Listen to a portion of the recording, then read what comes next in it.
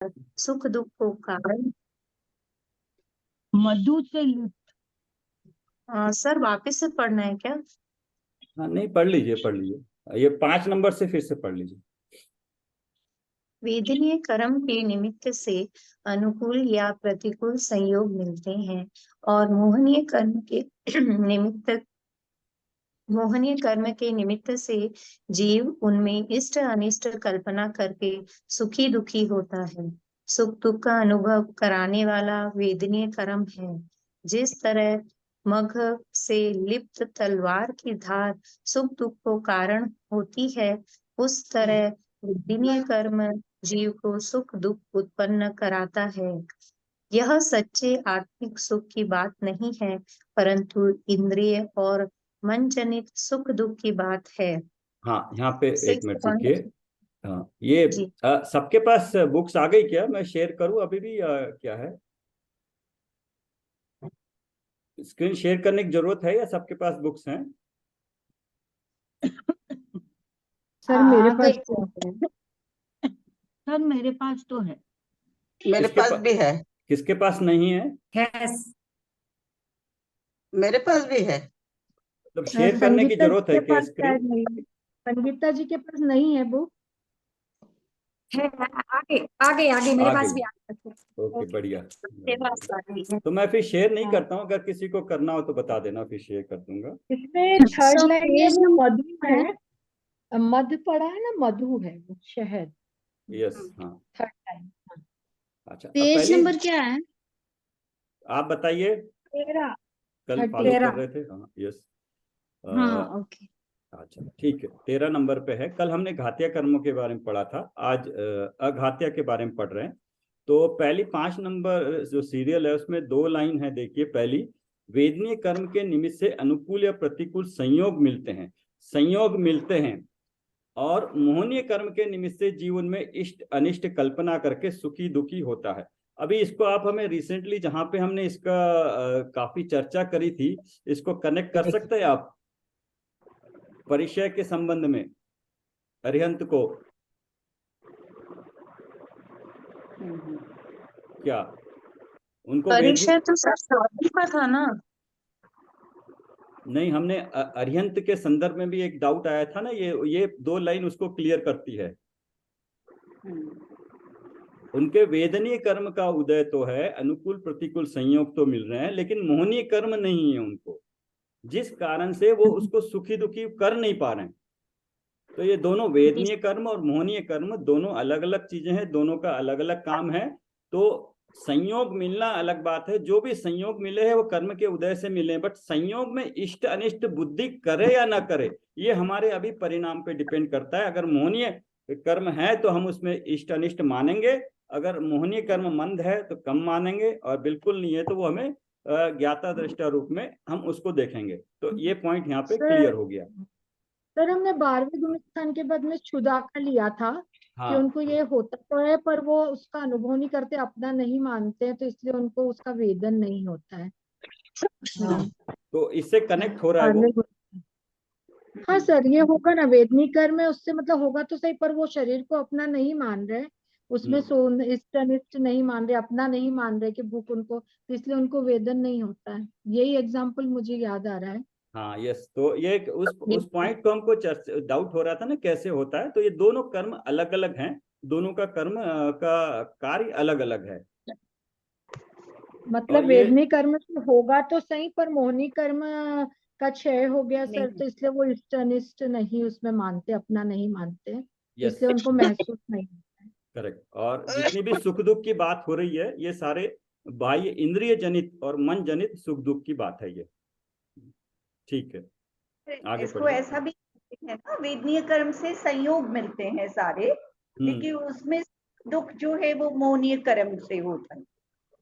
दुख होता नहीं है, लेकिन अगर उसमें जीव इष्ट अनिष्ट कल्पना करे तो दुख होता है। हाँ, अनुभव। हाँ, ये दो लाइन में यही बता रहे हैं कि अनुकूल प्रतिकूल संयोग मिलते हैं, वो कर्मों के अधीन है, पुराने कर्मों के, लेकिन उनमें इष्ट अनिष्ट बुद्धि करना ये अभी हमारे हाथ में है। लेकिन पुराने कर्मों का उदय होकर संयोग जो भी मिलना है प्रतिकूल अनुकूल, उसमें हम कुछ नहीं कर सकते हैं। जो संयोग मिलना है हम्म। मिलेंगे, लेकिन उसमें इष्ट अनिष्ट बुद्धि करे या ना करे ये अभी हमारे हाथ में है, उसका पुरुषार्थ हम कर सकते हैं। ऐसा। 6 नंबर। हाँ हाँ, तो सर हाँ, एक मिनट, एक डाउट था, जैसे मिथ्या दृष्टि जीव तो करेगा ही करेगा सर, जब तक हम चतुर्थ गुण स्थान में नहीं आएंगे। उसके हाँ। पहले तो हम इष्ट अनिष्ट बुद्धि करते हैं, थोड़ा कम कर सकते हैं यस, समता भाव रख के, पर आएगा तो सही वो मोहनी के उदय से। बिल्कुल। तो जब मिथ्यात्व है तो मोहनी का उदय है, दूसरे मिथ्यात्व है, चौथे में नहीं है तो मिथ्यात्व है, मिथ्यात्व है तो मोहनी का उदय है। तो मोहनी के उदय से वो संयोगों में इष्ट अनिष्ट बुद्धि मानेगा। ओनली थिंग यहाँ पे जो डिफरेंशिएट हो जाता है, एक सामान्य मिथ्यात्व जिसको बिल्कुल तत्व ज्ञान नहीं है, और एक जो तत्व ज्ञान में लगा हुआ है, और वो जिसकी बुद्धि सम्यक के सन्मुख हो गई है दिशा, कि वो अभी जानने लगा है कि मिथ्यात्व के बारे में और कर्मों के बारे में और अपने ज्ञान के, अपने स्वभाव के बारे में जान तो रहा है, लेकिन चारित्र के कारण, कमी के कारण उसमें अभी पूरी तरह से अनुभव नहीं कर पा रहा। तो उसका मुख कहते हैं वो सम्यक के सन्मुख मिथ्या दृष्टि है, मिथ्या दृष्टि है लेकिन उसका मुख सम्यक के सम्मुख हो गया है। अभी उसने वो डिस्टेंस कवर करनी है, डायरेक्शन फिक्स हो गई है। ये मोक्ष मार्ग प्रकाशक में पढ़ेंगे हम 7वें अध्याय में शायद। तो सम्यक के सन्मुख हो गए हम, अपने आप को, सबको जो तत्व ज्ञान लगे हुए हैं, तो हम सम्यक के सन्मुख हो गए अभी हमारे में। और जो हम अपने कुछ साल पहले के मिथ्यात्व में के भाव में और अभी के भाव में काफी डिफरेंस है, और हमारे उस ईश्वर के भाव और एक सामान्य जन के भाव में बहुत डिफरेंस है परिणामों में।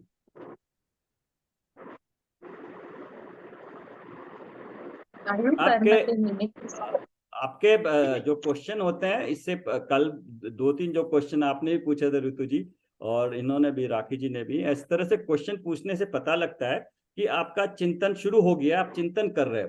तो इससे ये पता लगता है कि अवसर देना चाहिए दिमाग को ना, मन को चिंतन करने के लिए अवसर दीजिए, वो ढूंढ के लाएगा। अगर इतना इतना शुरुआत में आपको एक चिंतन से डाउट्स आ रहे हैं, डाउट्स मतलब जिज्ञासा आ रही है, तो अगर आप इसमें घुसेंगे तो कैसे कैसे नहीं होगा, आपको आगे प्रोग्रेस या उसका फायदा क्यों नहीं मिलेगा आपको।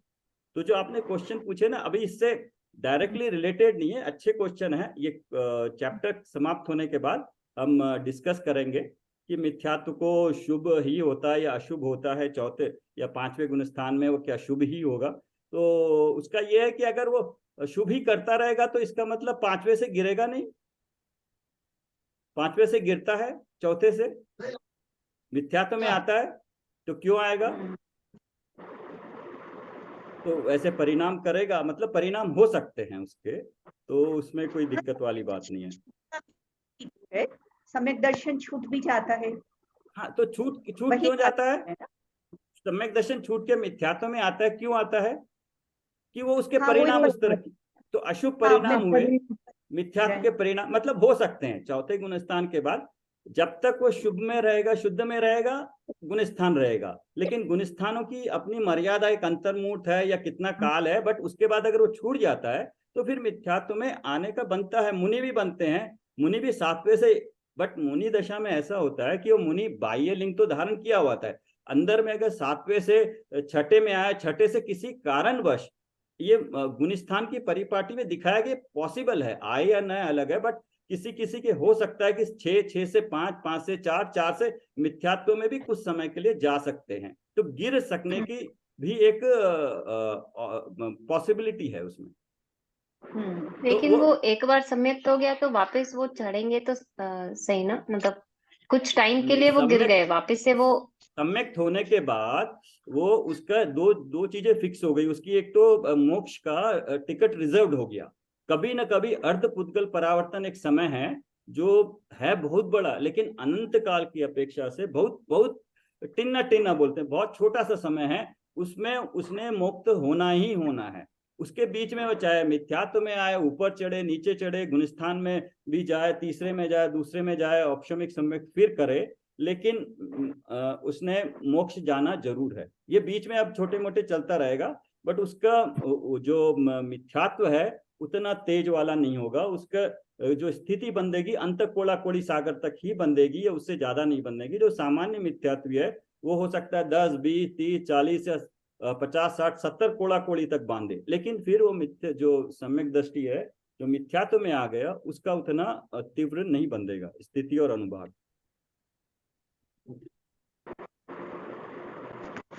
तो इस तरह से चिंतन जरूरी है, चिंतन अपने आप रास्ते खोलता है, ये कहने का मेरा पॉइंट था। पढ़ू सर? हाँ पढ़िए। आयु कर्म के निमित्त से जीव विवक्षित पर्याय में गति में जीवन व्यतीत करता है।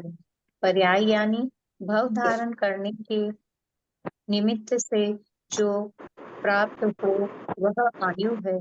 जिस तरह बंदी गृह में कैदी को श्रृंखला से बांधते हैं या लकड़ी के कोड़े में उसका पैर बांध देते हैं, जिस कारण वह कैदी अपना स्थान छोड़कर कहीं जा ना सके, उसी जगह स्थिर रहे, उसी तरह आयु कर्म जीवन को विवक्षित पर्याय में मनुष्य पर्याय, तिर्यंच पर्याय आदि में स्थित रखता है, मरने नहीं देता, अन्य पर्याय धारण करने नहीं देता।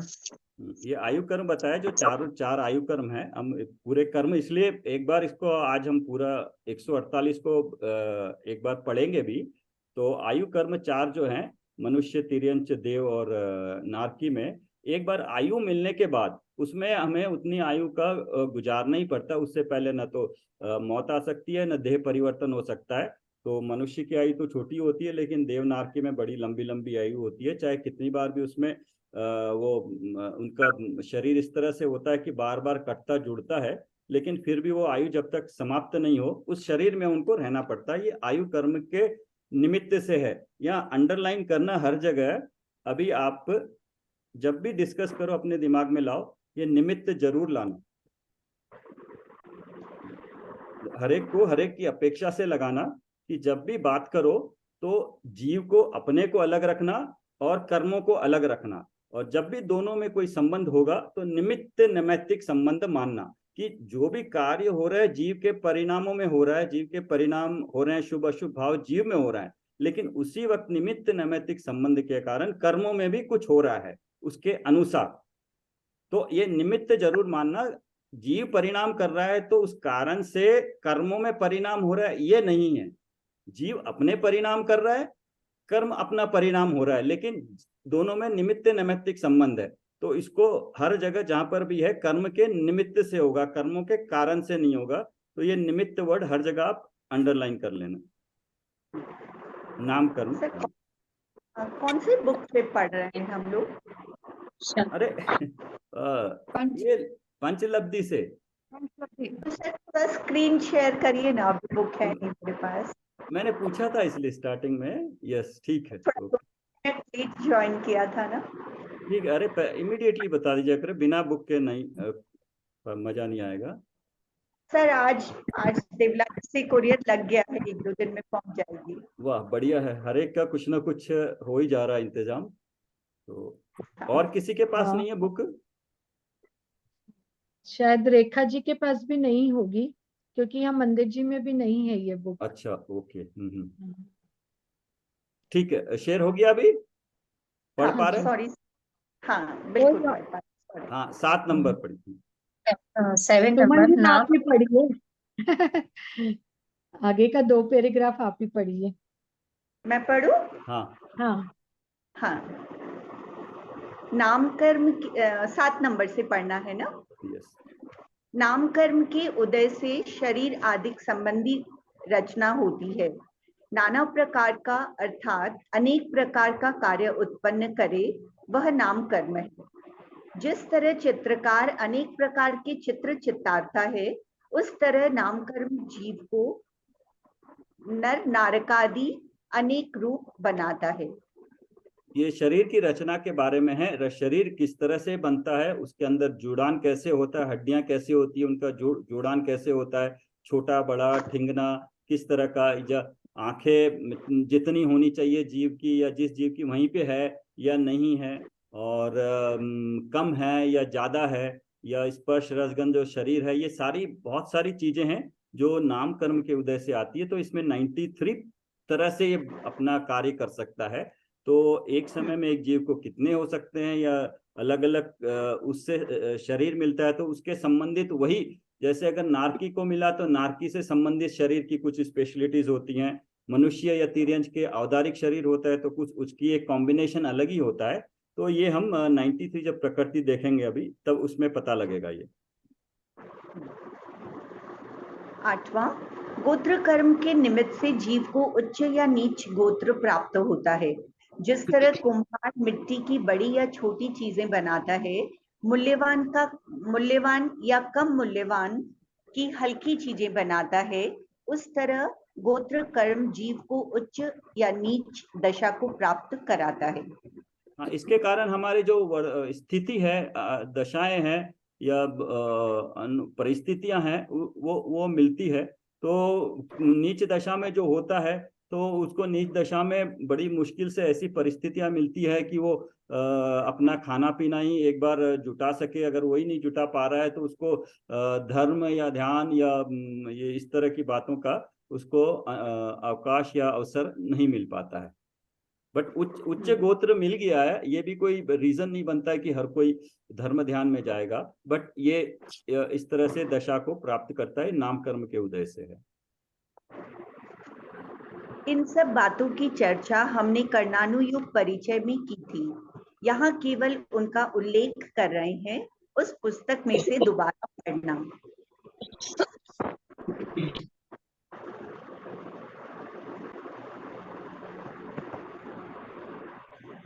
अच्छा, हाँ, एक मिनट, पेज को फ्लिप करना ठीक पड़ेगा। ठीक, पढ़िए। बेटियों, हम जब कहते हैं कि कर्म का बंध होता है तब 4 प्रकार से उसका वर्णन करने में आता है: प्रकृति बंध, प्रदेश बंध, स्थिति बंध और अनुभाग बंध। अभी तक हमने प्रकृतियां देखी थी कितनी, 148 प्रकृतियों में मुख्यतः घातीय अघातीय की 8 प्रकृतियां, मूल प्रकृतियां देखी थी। अभी इसके बाद 148 भी देखेंगे।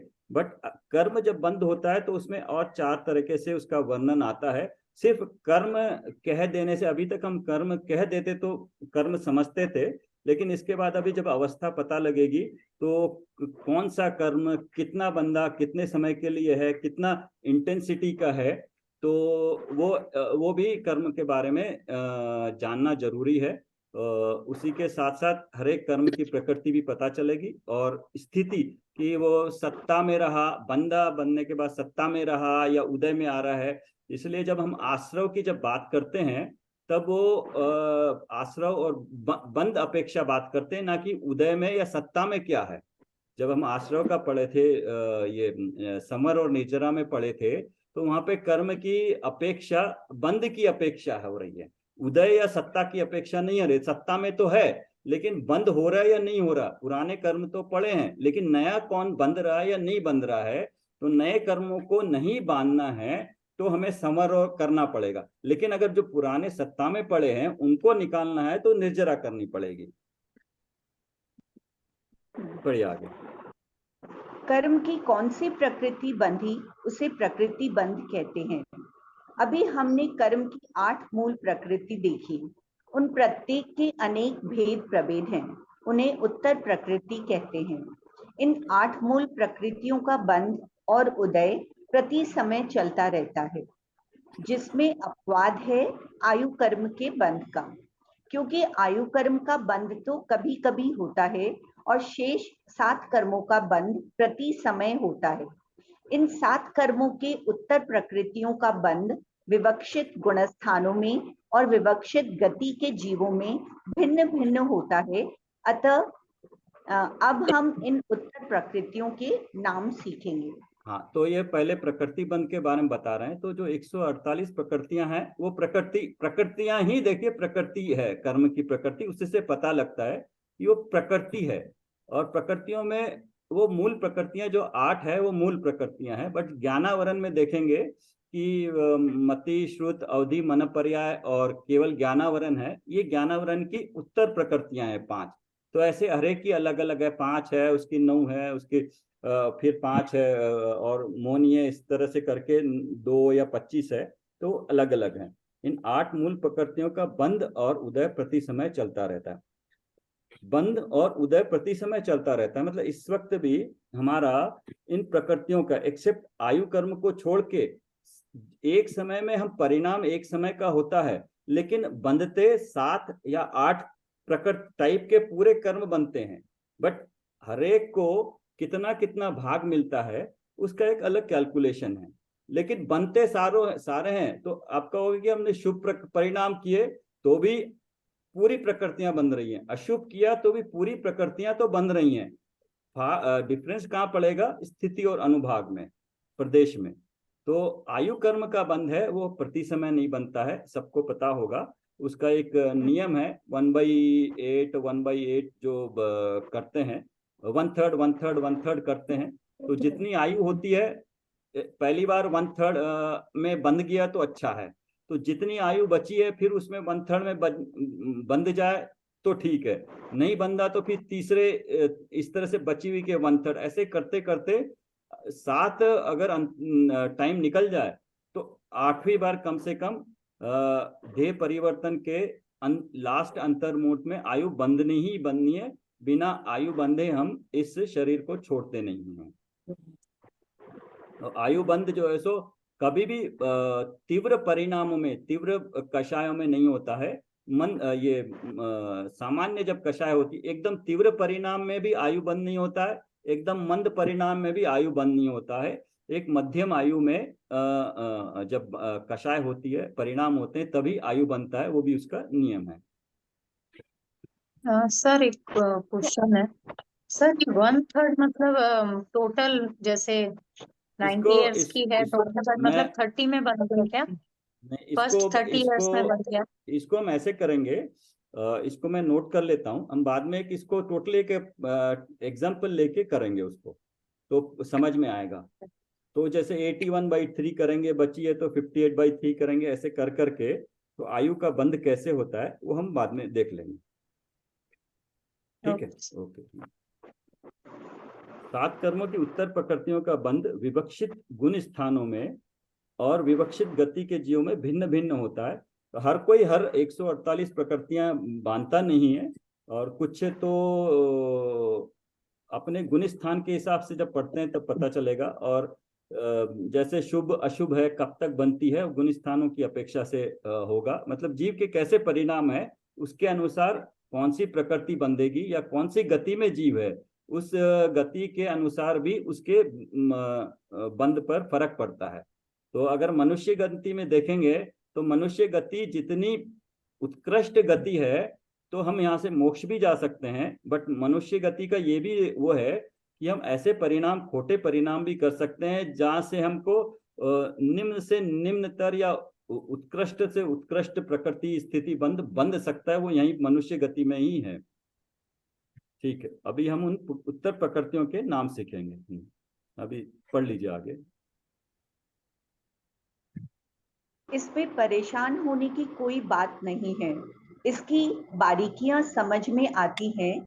कौन से जीवों को कैसा कैसा बंध होता है, सम्यक्त्व होने से पूर्व और सम्यक्त्व प्राप्ति के पश्चात उत्तर प्रकृति का बंध किस तरह से कम होता जाता है, बंध का अभाव किस होने से होता है और कर्म किस विधि से नष्ट होता है, आदि बातों का ज्ञान होने पर संसार परिभ्रमण का रहस्य तो ख्याल में आता ही है, परंतु उसमें से छूटने के मोक्ष मार्ग का स्वरूप भी अच्छी तरह समझ में आता है। वैसे वह जानकारी रोचक भी है। इसकी चर्चा अब आगामी पत्र द्वारा करेंगे। जय जी। हाँ, तो कर्म बलवान है इससे लगता है, लेकिन जब पता चलता है कि जब जीव परिणाम, शुद्ध परिणाम करता है तो कर्मों का नष्ट भी हो जाता है। बट जैसे ऋतु जी ने पूछा था तो उसका जवाब यहाँ है कि सम्यक्त होने से पूर्व और प्राप्ति के पश्चात जो बंध का जो है वो अलग अलग हो जाता है। किस तरह से कम हो जाता है, बंध कम हो जाता है, बंध का अभाव। उसके बाद ये तो बंध सम्यक्त होते ही कई प्रकृतियों का बंध या तो कम होता है या कोई प्रकृतियां बंधती ही नहीं है, उसके बाद वो होता ही नहीं है। जैसे अगर सम्यक्त के बाद अगर किसी ने आयु बांधी है तो वो देव आयु ही बांधेगा। तो इस तरह से मतलब उसकी बाकी की 3 आयु नहीं बांध सकता तो 3 आयु का बंध नहीं बंधेगा। तो इस तरह से कई सारे नियम है सम्यक्त से पूर्व और सम्यक्त के बाद। और ये तो रहा कर्मों का किस तरह से बंध हुआ, बट उसके बाद हमें सम्यक्त होने के बाद भी पूरे कर्मों का बंध का अभाव कैसे करें या किस तरह से नष्ट होता है, ये बातें जानने से तो इसके बारे में रहस्य तो ख्याल में आता ही है। एक पॉइंट ये होता है कि हमें जानकारी तो मिलती है कि किस तरह से ये संसार में क्यों भटक रहे हैं, कर्मों का किस तरह से बंद हो रहा है, और अगर ये पता चलता है तो हमें मोक्ष मार्ग का स्वरूप भी अच्छी तरह समझ में आता है, जिससे कि हम उससे छूट सकें। तो यहाँ पर हमें पूरे जो मूल प्रकृति है कर्मों के बारे में जाना है। तो एक काम करते हैं, हमने जो इसको एक बार कर्मों की प्रकृति को देख लेते हैं, अगर लिखा है तो उसको लिख भी लेते हैं। हाँ बोलिए। सर मेरा भी एक डाउट नहीं है, मतलब बिल्कुल नहीं नहीं बस प्रदेश आप बंद और अनुभाग बंद ये थोड़ा सा बता दीजिए ना। वो आएगा प्रकृति तो आपने बताया जो 148 कर्म प्रकृति है वो, और प्रदेश बंद क्या हो गया? ये सब आगे डिटेल में आएगा आएगा राखी जी। आपको अभी मैं क्लियर कर देता हूँ। प्रकृति मतलब कौन सा वाला, अब कौन सा आया है, गेस्ट आया है, कितने गेस्ट आए आपके, कितने परमाणु आए, तो वो आएगा प्रदेश बंद में। कितने प्रदेश बंदे, क्वांटिटी जो है कर्मों की कितनी क्वांटिटी आई है। और स्थिति बंद मतलब अभी वो गेस्ट आए कितने टाइम तक हमारे साथ रहेंगे। स्थिति बंद मतलब टाइम हो गया क्या सर? टाइम, कितने टाइम तक हमारे साथ रहेंगे। और अनुभाग बंद मतलब वो उनकी इंपॉर्टेंस, उनकी इंटेंसिटी कितनी है, क्या बहुत ज्यादा तंग करेंगे या कम तंग करेंगे, या बिल्कुल ही इतना मिथ्यात्व का जोर होगा कि हमें तत्व ज्ञान ही प्राप्त नहीं करने देंगे। चाहे मतलब कर्म की ताकत है सर। अनुभाग मतलब उसके फल देने की शक्ति, फल देने की शक्ति। अनुभाग मतलब फल देने की शक्ति। प्रकृति मतलब कौन सा, प्रदेश मतलब कितने, स्थिति मतलब कितने समय तक, अनुभाग मतलब फल देने की शक्ति। तो हो सकता है कि परमाणु कम हो, लेकिन अगर वो तीव्र हो तो फल देने की शक्ति उसमें ज्यादा हो सकती है। परमाणु बहुत ज्यादा हो लेकिन फल देने की शक्ति कम हो, तो दोनों में से जो फल देने की शक्ति कम है वो बेटर है। कम बांधे लेकिन तीव्र फल देने वाली शक्ति हो तो वो खतरनाक है। Okay thank you sir. हाँ सर इसके हिसाब से तो जो नहीं, अभी ये मेरा क्वेश्चन दूसरा है सर। इसके हिसाब से तो अनुभाग बंद जो है वो तो संक्रमण काल में कम हो सकता है, फिर मतलब उसकी इंटेंसिटी अपन ने पहले भी पढ़ा है, तो ये चेंज हो सकता है क्या अनुभाग बंद सर? हाँ बिल्कुल, अच्छा है आपने आगे सोचना, जो आने वाला है उसके बारे में सोचना शुरू कर दिया है। तो जो कर्म की 10 प्रकृति अवस्थाएं बताई थी ना, तो अभी तो हमने सिर्फ ये स्थिति, उदय और बंध के बारे में जाना है। बट जो कर्म सत्ता में पड़े रहते हैं, एक बार बनने के बाद उनमें इतना ऊपर नीचे होता है जीव के परिणामों से, तो कम ज्यादा हो सकता है। और इसी कारण से जो है सो कर्मों की स्थिति भी घटती है। तो वो हमें आगे आएगा, इसको तो होता है संक्रमण में, एक प्रकृति के दूसरी प्रकृति में संक्रमण भी होते हैं। तो और अनुभाग भी घटता है, लेकिन मिथ्यात्व सम्यक से पहले जो ये सब कुछ होता है वो कोई ज्यादा कार्यकारी नहीं है। लेकिन जब सम्यक्त होता है तब उसमें ये सारी की चीजें होती हैं। स्थिति भी घटती है, प्रकृति भी कुछ नहीं बनती है, कुछ उनके अनुभाग बहुत, स्थिति घटती है, अनुभाग घटता है। तो ये सब जो करण लब्धि है सम्यक से पहले, उसमें ये सब कुछ होता है। तो वहां पे ये क्लियर हो जाएगा। एंड सर मेरा जो पहले पूछने वाली थी, जो second paragraph, last second paragraph पढ़ा है, उसके हिसाब से तो सर वो सेंटेंस गलत हो जाएगा कि कर्म बलवान होते हैं। बलवान तो जीव ही होगा ना, कि सम्यक प्राप्त करके संवर निर्जरा करेगा। कहते हैं ना, इसलिए पूरी स्टार्टिंग में यही है कि हमने अपेक्षा लगानी है। कहने की पद्धति आती है कर्म बहुत बलवान है, वो बलवान तभी तक है जब हम उनको जानते नहीं है, या हम जीव अपनी शक्ति को नहीं जानता। अपनी शक्ति को नहीं जानना है तो कर्म तो बलवान है, वो तो घुमा ही रहे हैं। लेकिन जैसे ही जीव ने अपने शक्ति और परिणामों पे ध्यान दिया, वो कर्म तो ऐसे गिर जाते हैं जैसे ये भूभ्रताम बोला है ना, हमने पढ़ा था ना, जो पूरे भेद देते हैं उनको, ऐसे बड़े बड़े पर्वतों को कर्मों के। कब? जब वो अपने शुद्ध परिणाम आते हैं। तो वो अपेक्षा से है, अपेक्षा और निमित्त जरूर लगाना। पहले आज एक काम करते हैं, तो एक तो सर एक है ना, एक सर एक और है डाउट। जैसे पूछिए। हमने ये जो 4 कर्म पढ़े हैं, तो वेदनी कर्म, आयु कर्म और गोत्र कर्म में तो निमित्त शब्द आया है, पर नाम कर्म का उदय आया है। वो भी निमित्त ही पीछे है, वो भी निमित्त ही है। आपने अच्छा पॉइंट उदय की, या मैंने निमित्त। पढ़ा था, अभी देखा था उसमें वो हाँ निमित्त नहीं लिखा है। तो अघातीय कर्मों हाँ। में निमित्त ही आता है, क्योंकि जीव का जितना भी जोड़ चलता है वो घात्या में ही चलता है, तो उन्हीं पे कर सकता है काम। एंड 5 मिनट में क्लास एंड होगी, सब लोग इसी लिंक से फिर से ज्वाइन हो रहे हैं। हाँ, आज हम इसी को कंप्लीट करके इसकी जितना पुराना एक बार रिवाइज करेंगे, और जो 2 मैंने पोस्ट भेजे थे उसको हम अपनी कॉपी में लिखने की कोशिश करेंगे।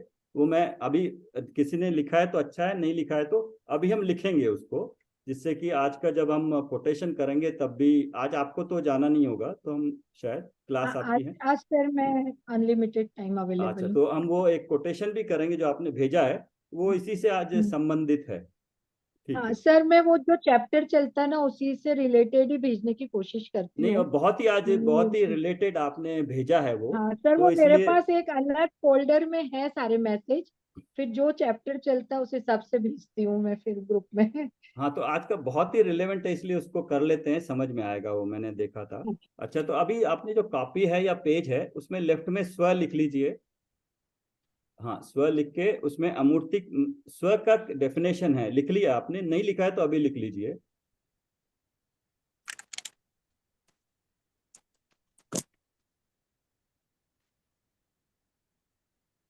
स्व लिख के उसमें जो है ये अमूर्तिक प्रदेशों का पुंज, जो आप व्हाट्सएप खोलोगे तो जो पिछला भेजा है उसमें अपनी परिभाषा है, अमूर्तिक प्रदेशों का पुंज, ज्ञान दर्शन वीर्य सुख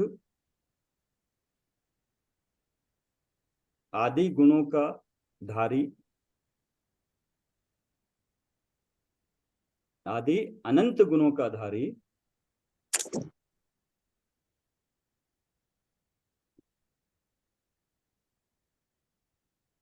त्रिकाल ध्रुव ज्ञायक, त्रिकाल लिखो, ध्रुव ज्ञायक ज्ञानानंद स्वभावी, आत्म तत्व मैं हूं।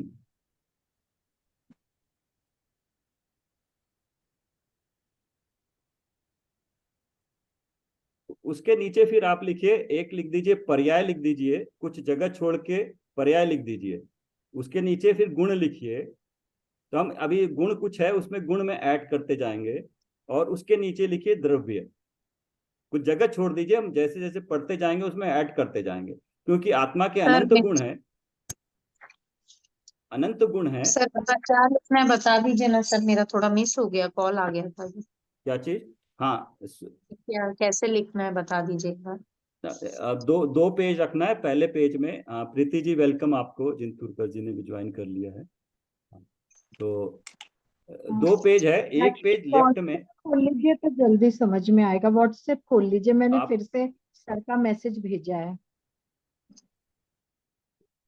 इसको जी लिखने से बार बार स्व पर का रेफरेंस आएगा, आप देखना पर क्या क्या पर है, स्व क्या है। तो स्व लिख लीजिए, अमूर्तिक प्रदेशों का पुंज, ज्ञान दर्शन आदि गुणों का धारी, त्रिकाल ध्रुव ज्ञायक ज्ञानानंद स्वभावी, आत्म तत्व मैं हूं, लिख लिया है। उसके नीचे फिर पर्याय लिख दीजिए, उसके थोड़ी जगह छोड़ दीजिए।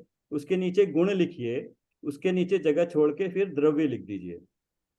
आत्मा में अनंत गुण है, तो हमारे बहुत सारे गुण इस वक्त रेफरेंस में आएंगे, तो वो गुणों को हम डालते जाएंगे और उसकी पर्याय कौन सी है देखते जाएंगे, तो वो किस गुण की कौन सी पर्याय होती है वहां से हमें क्लियर हो जाएगा।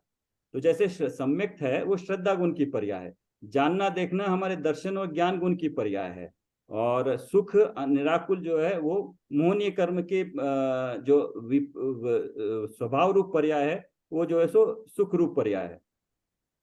अगर सुख रूप नहीं है, निराकुल हो, आकुलता हो रही है, तो कषाय रूप हो रही है, मोहनीय रूप हो रही है। सर मैं ठीक से समझ नहीं पाई हूँ, किसी ने अगर लिखा है तो मुझे थोड़ा स्क्रीन शेयर करेंगे क्या, कैसे लिखना है? लेफ्ट ये मैंने पेज, जैसे लिखा है तो मैंने लिख दिया है। बस ठीक है, आप लिख दीजिए, आपको पढ़ सकते हो ना, आप रेफर कर सकते हो बाद में जब भी है। हाँ, लेफ्ट जी में लिख सर, दिया ये ना। जैसा, हाँ, ठीक है, अभी हाँ। राइट में लिखिए, पर लिखिए, पर लिख के। हाँ, स्व और पर तो मैंने यहीं पे लिखा है एक साथ ही, जो था उसमें डेफिनेशन। अभी राइट में लिखिए, पर को अलग करिए, क्यों मिला रहे हो आप? स्व में ठीक मत है सर। मिलाइए। स्व में पर को मत मिलाइए, अलग करना, इसलिए ठीक है। अलग रखना है उसको। पर लिख के, पर में लिखिए, पर है पुद्गल है, जो भी देखने में आता है सब पुद्गल है, और वो स्पर्श रस गंध वर्ण सहित है। पुद्गल का गुण है स्पर्श रस गंध वर्ण। तो अगर आप आम देखते हो तो आप आम में स्पर्श भी है, रस भी है, वर्ण भी है, उसमें उसमें सारे मिलेंगे आपको, गंध भी है। तो वो पूरी तरह से पुद्गल का एक अच्छा एग्जाम्पल है। अच्छा, उसमें फिर नंबर 1 लिखिए, प्रत्यक्ष जो है, पहला पर हो गया प्रत्यक्ष, जो संयोग है हमारे, मतलब मेरे शरीर से हटके जो है प्रत्यक्ष है, जीव अजीव, जीव भी है, अजीव भी है, मिश्र भी है, और अगर और डिटेल करना हो, स्त्री पुरुष, कुटुंब, मित्र शत्रु, धन धान्य, बंगला गाड़ी, सोना चांदी, दास दासी, पशु पक्षी, ये जितना भी है हमारा जो संयोग है, संयोग रूप में मिला है, किस तरह से अलग अलग है। और उसके आगे आप लिख सकते हो मेरा गांव, मेरा शहर, मेरा देश, मेरा जितना संसार है, वो पूरा पर है।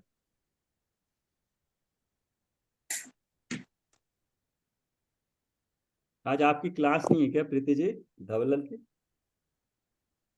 आज जरा जल्दी छूट गई हूँ तो